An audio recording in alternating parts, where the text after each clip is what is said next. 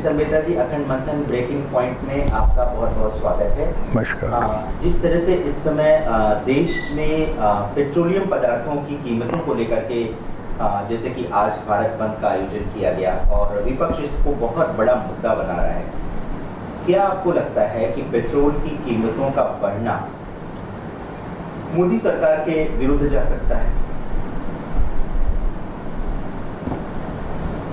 देखिए, पेट्रोलियम पदार्थ जो हैं ये क्रूड ऑयल के ऊपर डिपेंडेंट है और वो ठीक कह रहे हैं कि क्रूड ऑयल जो है सस्ता इंपोर्ट हो रहा है, लेकिन पेट्रोल जो है महंगा है, मानते हैं। लेकिन आप 14 से पहले पेट्रोलियम प्रोडक्ट्स जो भी हैं उनका प्राइस डायरेक्टली प्रोपोर्शनल था आपका कमोडिटीज़ के। इधर 1 रुपया पेट्रोल बढ़ता था, उधर आपका दूध भी बढ़ जाता था, आपके खाद्य पदार्थ, सब्जियां, सब चीज़ों में आग लग जाती थी।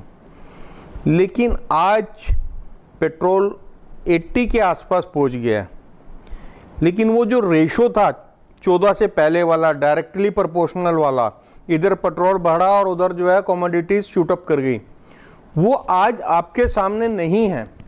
इसलिए 80 रुपये होते हुए भी आपकी जीडीपी 8.2 है।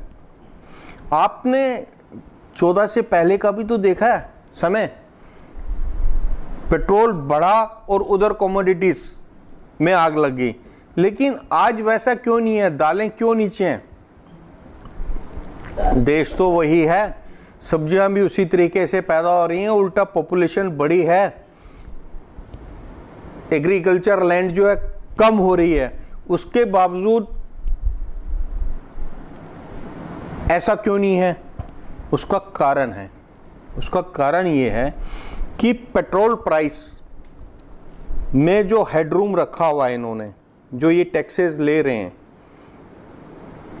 स्टेट गवर्नमेंट्स ले रही है या सेंट्रल गवर्नमेंट ले रही है, जो भी टैक्सेस हैं वो यूज़ कहाँ हो रहे हैं? वो डायरेक्ट यूज़ हो रहे हैं पब्लिक के फायदे के लिए। पहले भी होते थे, लेकिन वो रेशो बड़ा उटपटांग था, क्योंकि इधर आपका क्रूड ऑयल बढ़ता था या पेट्रोल का प्राइस बढ़ता था तो कमोडिटीज़ एकदम शूट अप करती थी। पेट्रोल नीचे आता था तो कमोडिटीज़ नीचे नहीं आती थी। कमोडिटीज़ जहां आ गई हैं वहीं हैं, लेकिन अब वो चीज़ नहीं है, उस चीज़ को बिल्कुल रिवर्स कर दिया है। आप पेट्रोल को एक साइड करके बाकी चीज़ों को कंपेयर करिएगा। आज जो बंद किया है कांग्रेस ने, देखिए कांग्रेस पक्ष या विपक्ष हमारे लिए दोनों बराबर हैं। उनको आवाम ने चुन के आगे भेजा है। क्यों भेजा है? कि वो संसद में अपनी परेशानी को एड्रेस करें। इसलिए नहीं भेजा है कि दूसरे को भी ना बोलने दे, खुद अपने पास बोलने के लिए कुछ नहीं है, आप दूसरे को भी ना बोलने दो और वॉकआउट करो। हमारी हार्ड अर्न मनी से जो आप टैक्स काटते हैं, उस टैक्स से देश चल रहा है और संसद भी उसी से चलती है। और उस समय को आप किस तरीके से बर्बाद करते हैं? आप वहां बोल नहीं सकते और सड़क पे आके आवाम को बरखलाते हैं और देश का ही नुकसान करते हैं। आज अगर एक बस बिहार में शीशे तोड़ दिए गए, उसको जला दिया गया, या जितना उन्होंने नुकसान किया है, वो नुकसान किसका है? हमारा अपना ही तो है। सरकार को पहले वो बस खरीदनी पड़ेगी। मानो वो सिर्फ 20 लाख की है, तो 20 लाख जो एक गरीब आदमियों पे, 10,000 गरीब आदमियों पे जो यूज़ होना था, वो जो है वो वहाँ पे दोबारा इन्वेस्ट। ये तो बिल्कुल वैसे ही कि एक परिवार में जब किसी व्यक्ति की बात सुनी नहीं जाती तो वो क्या करता? तोड़फोड़ करता है। घर में अगर किसी सामान को तोड़ दिया, टीवी तोड़ दिया, ये कर दिया अपने गुस्से को किसी तरीके से, ये बचकानी हरकतें हैं।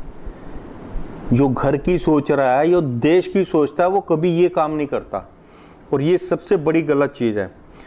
भविष्य में राजनीतिक दलों को, राजनीतिक पार्टियों को एक निर्णय करना चाहिए। ये देश आपका है, ये घर आपका है, आप इस घर से अलग नहीं है। आप अगर देश का नुकसान करते हैं, लोगों को इकट्ठा करके इस तरीके से उनको उकसा के देश का जो नुकसान करते हैं, वो हमारा नुकसान है। जब तक ये चीज आपके दिमाग में नहीं आएगी, और आने वाले टाइम पे ऐसे लोगों को कोई चुनेगा नहीं। अब आवाम काफी जागृत हो गई है। मोदी जी के काम करने के स्टाइल से आवाम के दिमाग में भी काफी बदलाव आया है कि ऐसे आदमी को सामने भेजना ही किया जो काम ना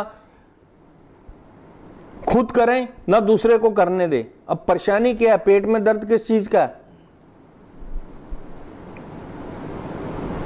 पेट्रोल अगर एक बढ़ा है तो बाकी कमोडिटीज तो नहीं बढ़ी, जो 14 से पहले एकदम शूटअप होती थी।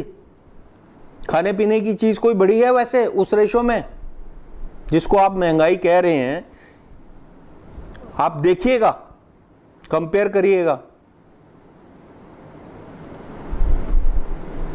और उसमें अगर आप देश का नुकसान करते हैं, लोगों को उकसा के रोड पे ला के, देखिए आप अनपढ़ लोगों को आगे करके तोड़फोड़ करवा के आपको क्या शांति मिलती है? नुकसान तो आप ही के देश का हुआ है।